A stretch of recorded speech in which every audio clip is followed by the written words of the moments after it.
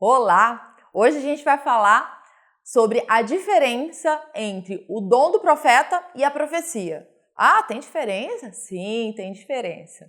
Quando a gente vê o dom do profeta como sendo um dom ministerial dado por Jesus, é algo que o Senhor escolheu a alguns no corpo de Cristo.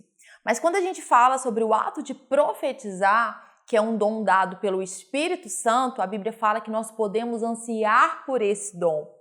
E todos no corpo de Cristo podem se mover na profecia. Tá? A gente vai falar um pouquinho, vai desenvolver esse assunto hoje. Está preparado aí? Vamos lá então.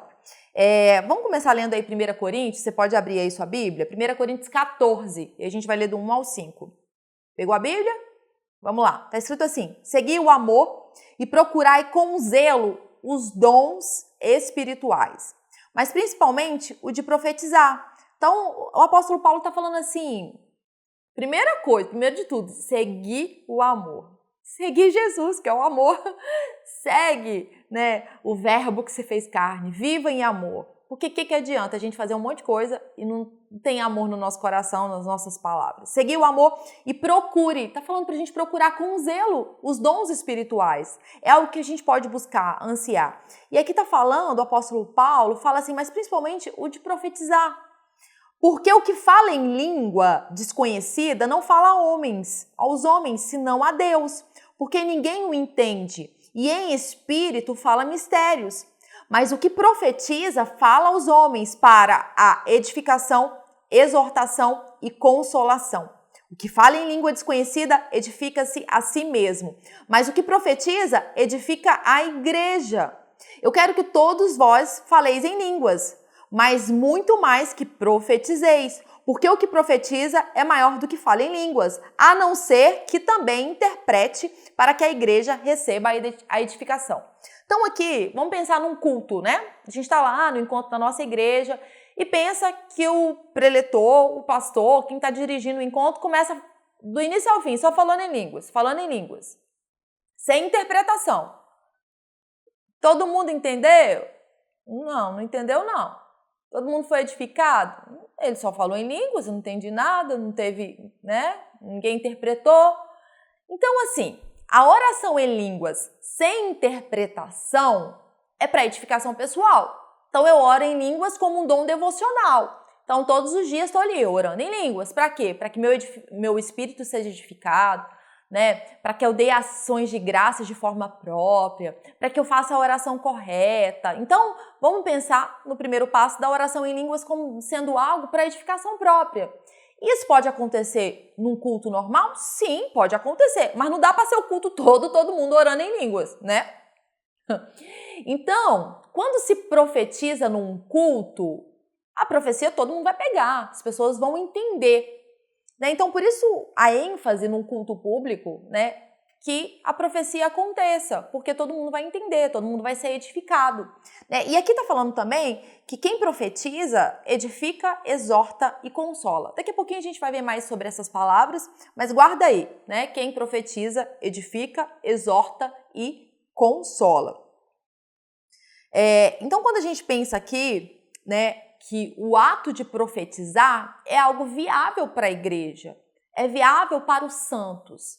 Profetizar, para que você profetize, você não precisa necessariamente ser um profeta.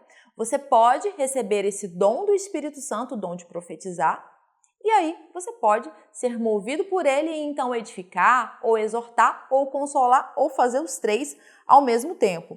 Esse dom, então, está disponível para a gente, olha só, e você pode ansiar por esse dom, que legal, Que legal você poder abençoar a vida de alguém profetizando sobre a vida dessa pessoa. E a gente vai ler agora Atos, no capítulo 21, e a gente vai ver o exemplo aqui, de pessoa que é profeta e de quem profetiza. Vamos lá, Atos 21, e a gente vai ler do verso 8 ao 12. Então, Atos 21, pegou aí a Bíblia? Do verso 8 ao 12. No dia seguinte, partimos e fomos para Cesareia. E entramos na casa de Filipe, o evangelista, que era um dos 7. Ficamos com ele. Filipe tinha 4 filhas solteiras que profetizavam. Tá falando que as filhas de Filipe eram profetas? Não, tá falando que elas o quê? Profetizavam. Provavelmente elas eram usadas muito, né, pelo Espírito Santo nessa parte de profetizar, porque elas eram reconhecidas por agir debaixo desse dom. Né?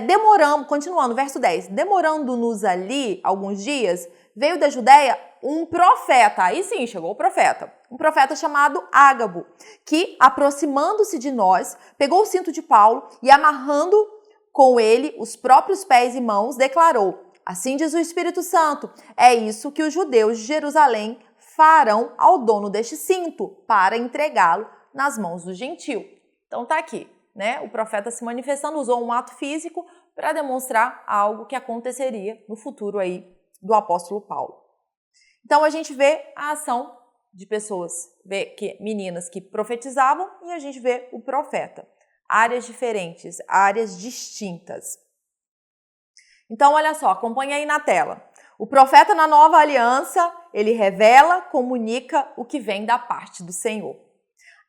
Aí agora o ponto 2 aí que eu quero que você veja. As pessoas individualmente na igreja têm a responsabilidade de administrar as suas próprias escolhas, tendo a liderança do Espírito Santo em suas vidas para direcioná-las.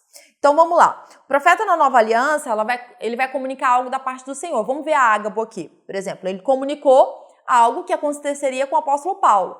Só que aí a gente, né, tem a responsabilidade de tomar ação com base naquilo que foi mostrado pelo profeta.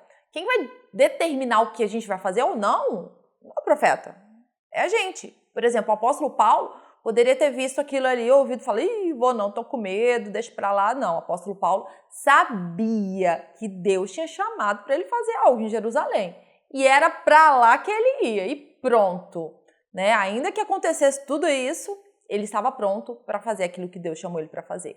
Então o apóstolo Paulo tomou a decisão correta de seguir ao Senhor e de, né, estar debaixo da ordem dele. E assim nós temos que fazer. Né? A gente precisa ter o nosso coração alinhado com Deus para a gente tomar as atitudes certas. É responsabilidade nossa tomar a atitude certa. E aí, então, o dom ministerial do profeta é um ofício distinto do dom da profecia. Só para ficar bem claro para você não ter dúvida. O dom ministerial do profeta é distinto do dom espiritual da profecia. O dom do profeta é uma necessidade ao corpo de Cristo hoje para trazer, então, o aperfeiçoamento dos santos. E a gente tem que honrar, né, a vida dessas pessoas que foram chamadas por Deus para poder edificar o corpo de Cristo. É isso, a gente finaliza a aula hoje. Um abraço para você.